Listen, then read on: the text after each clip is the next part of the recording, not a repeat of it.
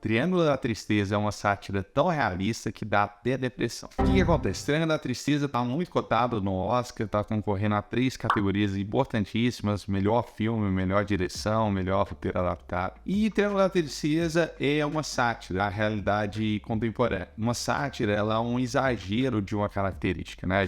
Nos anos 2000, a gente tinha muitos filmes que satirizavam outro. Estou me lembrando agora de Isso Não É um Besterol Americano, que ele era um filme que ele satirizava os filmes teens americanos, onde que tinha o mocinho, que era o cara super bonito, super inteligente, super forte, muito bom no esporte. A mocinha, que era muito pobre e ficava escondida atrás de um óculos, de um rabo de cavalo, e aí quando tirava aquele óculos, o rabo de cavalo, todo mundo via que ela era maravilhosa. Satirizava também os personagens negros do filme, que eles estavam lá só para complementar, só para ser aquele cara simpáticozinho, que fica sempre falando a mesma frase. Então isso é uma sátira. O que é interessante no Triângulo da Tristeza é que, diferente desses filmes que eles exageram muito pra gente entender o que tá por trás daquela crítica, pra gente entender a crítica, o Triângulo da Tristeza, ele retrata exatamente a nossa realidade, só que a gente nem se percebe diante de uma sátira, né? Porque aquilo tudo que a gente tava vendo na tela é tão normal que a gente percebe isso como uma sátira. Então, no momento, por exemplo, que a gente vê uma das personagens lá, quando tá todo mundo comendo, ela pegando, tirando foto, totalmente alheia às outras pessoas, né? Ou fingindo que ela tá comendo uma comida que ela não pode comer, que ela tem intolerância a glúten, por exemplo. A gente, com certeza, grande maioria das pessoas já viu isso acontecer. É uma crítica social porque ela demonstra como que a nossa sociedade realmente é extremamente ridícula para algumas coisas e como que a gente não se dá conta disso. A gente tá normalizando a futilidade, a imbecilidade, o narcisismo. Então, os personagens principais, eles são exatamente essa metáfora, né? Tem um outro personagem que ele vem de dejetos humanos, né? Ele não tem vergonha nenhuma de falar isso, que ele ficou bilionário fazendo isso, e ele é o bambambam. Ele é um senhor bem feio, bem asqueroso, digamos assim, e ele é idolatrado por uma mulher mais velha e por uma menininha que ele acha ele o máximo, embora ele não seja um cara que não tem propósito nenhum no que ele faz e também não tem vergonha nenhuma de falar. I sell shit. E ele é idolatrado mesmo, ou seja, não importa o que você faz, não importa o propósito que você tem no seu negócio, uma vez que você fica extremamente rico com isso, você vai ser idolatrado, você vai ter as pessoas rastejando no chão, você vai ter as mulheres falando que você é lindo, maravilhoso, que você é tudo. Outro casal também, que um casal muito bonzinho, um senhorzinho, uma senhorazinha, extremamente fofos, super ricos também, bilionários, estão no iate, e a gente descobre que eles vendem granadas. Então, assim, esse contraste que a gente vê na nossa sociedade, que os fins justificam os meios. Uma vez que você alcança um prestígio social, uma vez que você é rico, você tem todos os seus meios justificados, né? Então todo mundo te vangloria apesar dos apesares. E esse filme também traz uma questão muito interessante também, que é a questão de que, e se nesse microexperimento humano, se essas pessoas elas passam a estar em um contexto totalmente diferente. O filme trata exatamente dessa questão. O barco afunda, ele é invadido por uns piratas, e algumas pessoas que sobrevivem a isso vão parar numa ilha, elas têm que sobreviver. Então, uma das questões interessantes dessa parte do filme é que justamente a pessoa que está mais embaixo naquela hierarquia social, a faxineira, é a que mais tem a capacidade de sobreviver. E por ela ter essa maior capacidade de sobreviver, ela se impõe em relação aos outros e passa também a ter comportamentos tirânicos. Ela se vale do poder que ela tem naquele contexto para submeter os outros participantes que são incapazes de se adaptar a esse novo contexto. Então, é um filme super bacana para quem gosta de refletir sobre essas questões sociais. O filme Triângulo da Tristeza, ele se refere a essa parte do rosto entre as sobrancelhas e o nariz. Então esse aqui é chamado Triângulo da Tristeza, mas a gente pode expandir esse conceito para o Triângulo da Tristeza sendo os pilares que levam a uma sociedade depressiva, a uma sociedade onde que as pessoas estão cada vez mais tristes, né? E essa tristeza, ela pode estar vindo justamente desse comportamento extremamente narcisista e sem propósito que a gente tem. Eu fiz um vídeo há um tempo atrás, falando de The Last of Us, que trata de um cenário de caos, onde que os fungos conseguiram parasitar os humanos e 99% das pessoas morreram. As pessoas vivem num contexto totalmente desafiador, de passando fome, se refugiando, uns com medo dos outros. E eu falei sobre como em um capítulo a gente consegue ver a felicidade de um casal, mesmo diante de todo esse cenário, porque eles encontram propósito na vida dele. Então, a gente pode afirmar que sim, propósito para nossa vida traz uma felicidade, e essa falta de propósito, esse foco só em si, não no outro, isso aí leva à tristeza, e é exatamente isso que ilustra o filme Triângulo da Tristeza. Super recomendo, vale a pena dar uma conferida. Obrigado.